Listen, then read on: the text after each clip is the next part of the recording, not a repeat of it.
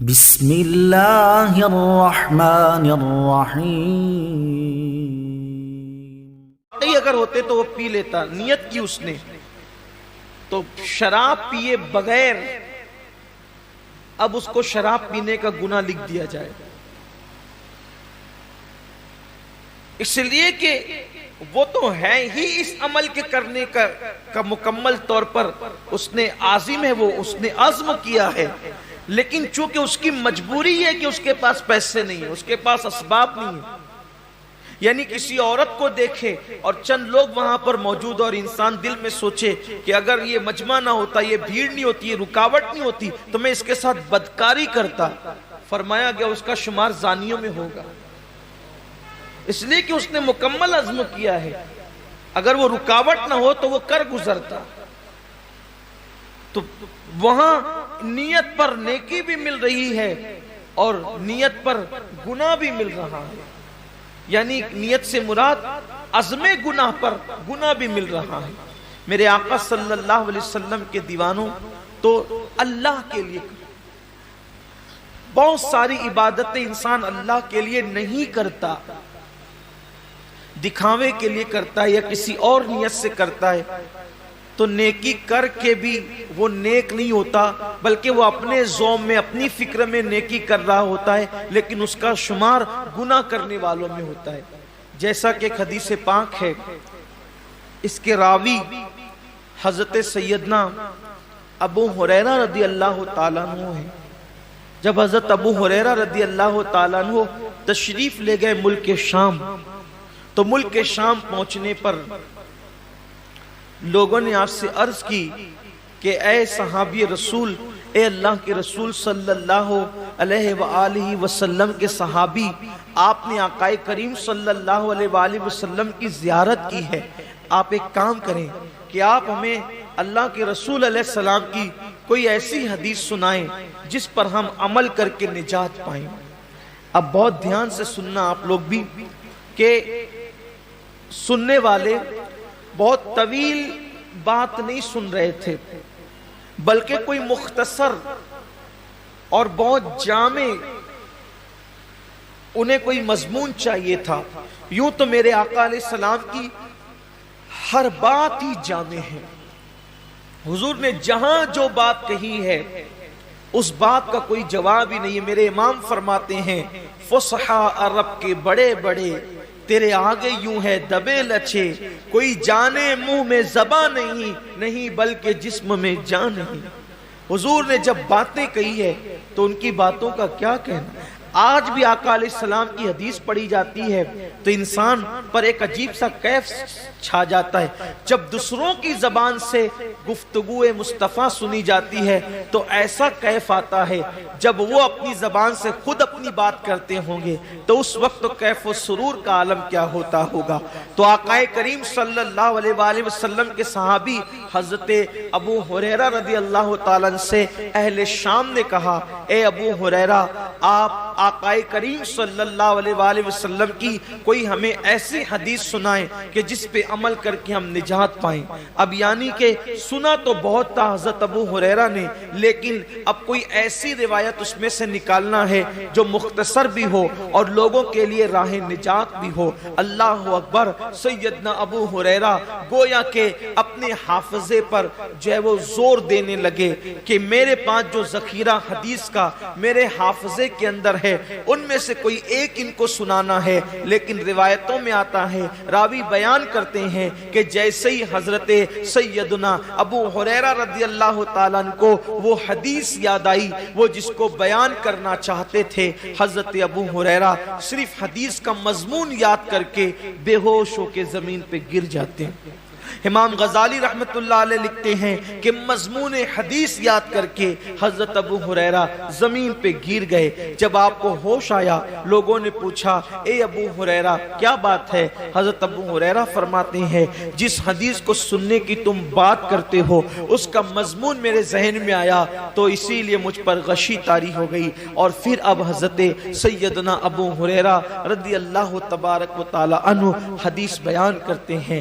حضرت ابو ہریرہ رضی اللہ تعالیٰ عنہ فرماتے ہیں، اے اہل شام تم میرے نبی کا فرمان سننا چاہتے ہو تو سنو، قیامت کے دن کے بارے میں ہم سب کے آقا و مولا مصطفیٰ جان رحمت صلی اللہ علیہ وآلہ وسلم نے فرمایا کہ سب سے پہلے قیامت کے دن اللہ تعالیٰ 3 لوگوں کا حساب لے گا۔ قیامت کے دن سب سے پہلے کتنوں کا حساب ہوگا؟ 3 لوگوں کا۔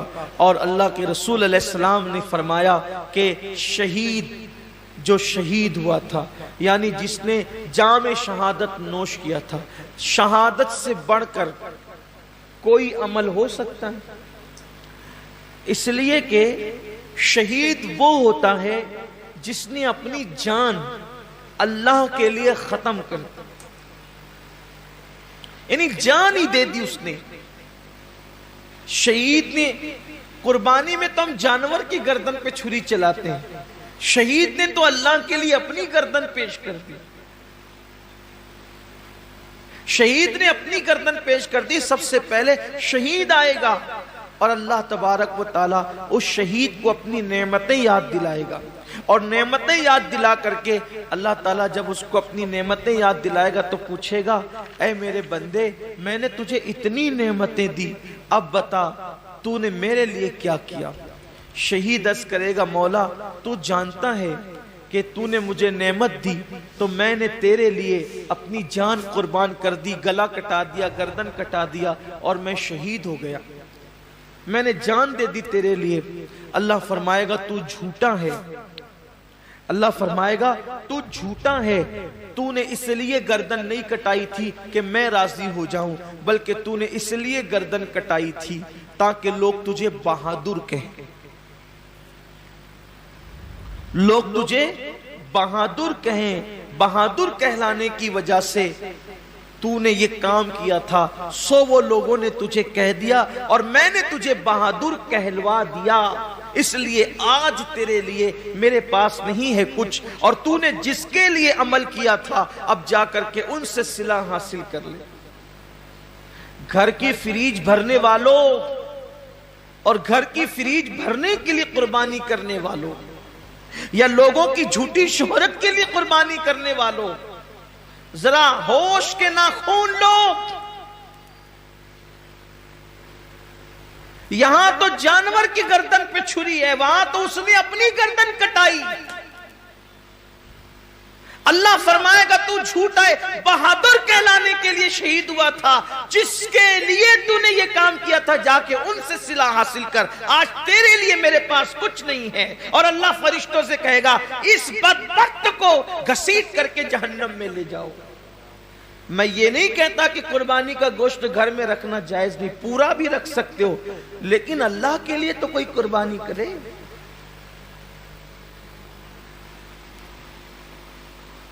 قربانی کا جانور آنے کے بعد خود ہی سے بتاتے پھرتے ہو کہ اتنے کا لائے اور اتنے کا لائے، پوچھا کس نے تھا اتنے کا لائے ہو، اور کتنے کا بھی لائے ہو اس کو پسند آ جائے تو کامیاب ہے، ورنہ اور گوشت کی سوا کیا ہے۔ اس کا چرچا مت کرو کہ آپ قربانی کتنے کی کریں، اس لیے کہ کبھی کبھی وہ بہت چھوٹوں کی بھی قبول کر لیتا ہے، بہت چھوٹی قربانیاں بھی وہ قبول کر لیتا ہے، وہ بہت بڑی بڑی بھی رد کر دیتا ہے۔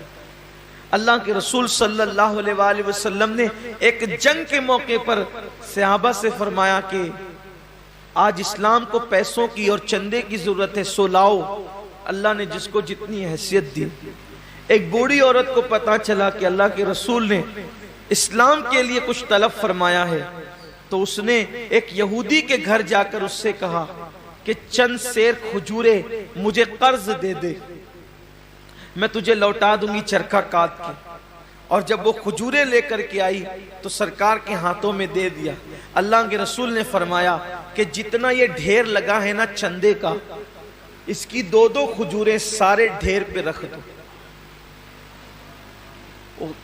کمیت میں زیادہ نہیں تھی وہ، یعنی کوانٹیٹی میں زیادہ نہیں تھی، بہت مختصر سی کھجوریں تھی، لیکن سب کے صدقے پر، سب کے چندے پر اس کا چندہ ملا کر کے رکھا گیا۔ پوچھا گیا یا رسول اللہ سب کا ایک ایک جگہ رکھا اور اس کا سب پر پھیلا دیا. حضور نے فرمایا اس بڑھیا کا اخلاص اتنا ہے کہ اس کے صدقے میں اللہ نے سب کا قبول کر لیا ہے. بات کوانٹیٹی کی نہیں ہے، کوالٹی کی. بات کوالٹی کی ہے. اگر آپ 70,000 کا جانور بھی خرید کر کے لائیں، نیت اچھی نہیں ہے تو آپ 7,000 والے سے آگے نہیں بڑھ سکتے. اور 7,000 والے کی نیت اچھی ہے تو وہ 70,000 والے سے آگے ضرور بڑھ جائے. نیت بہت اچھی ہونی چاہیے، نیت کے اندر کوالٹی ہونی چاہیے. تو حضرت سیدنا ابو ہریرہ رضی اللہ تعالیٰ عنہ فرماتے ہیں کہ وہ شہید ہوگا، شہادت کے بعد بھی اس کو جہنم میں لے جائے جائے. پھر فرماتے ہیں ایک دوسرا بندہ اللہ کی بارگاہ میں آئے اور آنے کے بعد وہ بندہ جب حاضر ہوگا تو اللہ رب العزت اس کو اپنی نعمتیں یاد دلائے گا. اور جب اللہ تعالیٰ اس کو اپنی نعمتیں یاد دلائے گا تو اللہ فرمائے گا کہ بندے تو نے میرے لیے کیا کیا؟ تو وہ جواب دے گا مولا میں نے علم حاصل کیا، علم پڑھا اور علم سے میں نے خوب خدمت کی، تلاوت قرآن کی اور پڑھا پڑھایا، سب کچھ کیا، اپنا وقت دیا، وقت لگایا. اللہ فرمائے گا تو جھوٹا ہے، تو اس لیے تقریریں کرتا تھا، علم پڑھاتا تھا، خطابت کرتا تھا، تلاوت کرتا تھا کہ لوگ تجھے عالم کہے، قاری کہے، سو تجھے کہلوا دیا گیا. آج تیرے لیے ہمارے پاس کچھ نہیں ہے، جن کے لیے کیا تھا انہی سے صلہ مانگ. اور اللہ فرمائے گا اس کو بھی منہ کے بل گھسیٹتے ہوئے جہنم میں لے جاؤ. یعنی جس نے علم پڑھایا تھا، رات رات بھر مطالعہ کیا تھا، دن دن بھر لوگوں کے درمیان جا کر کے علوم حاصل کیے تھے، علم حاصل کیا تھا، لوگوں کے پاس سیکھا بھی تھا، سکھایا بھی تھا، تلاوتیں بھی کی تھی، لیکن اس کو وہاں کوئی صلہ نہیں ملے گا، اس لیے کہ اللہ کی رضا نہیں تھی، نیت اچھی نہیں تھی. آج آپ دیکھیں کہ ہماری نیتیں کہاں تک مخلص ہے، ہماری نیتوں میں کہاں تک اخلاص ہے.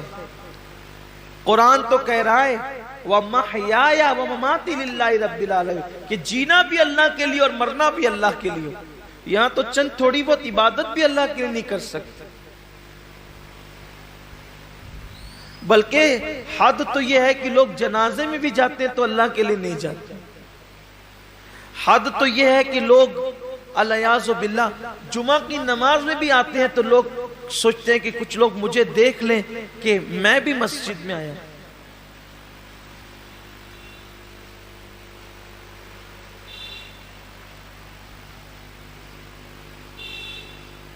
میں بھی عیدگاہ میں آیا ہوں، میں بھی حج کے لیے جا رہا ہوں، میں بھی عمرہ کے لیے جا رہا ہوں، قربانی میں بھی کر رہا ہوں، روزے میں بھی رکھ رہا ہوں، وظیفے میں بھی پڑھ رہا ہوں. سوچو کتنا بڑا سودا، کتنی گھٹیا قیمت پہ لوگ بیچ رہے ہیں. عبادت اللہ کی ہے، صلہ انسان سے لینا ہے. اور انسان کی اوقات کیا ہے کہ انسان کسی انسان کو صلہ دے سکے.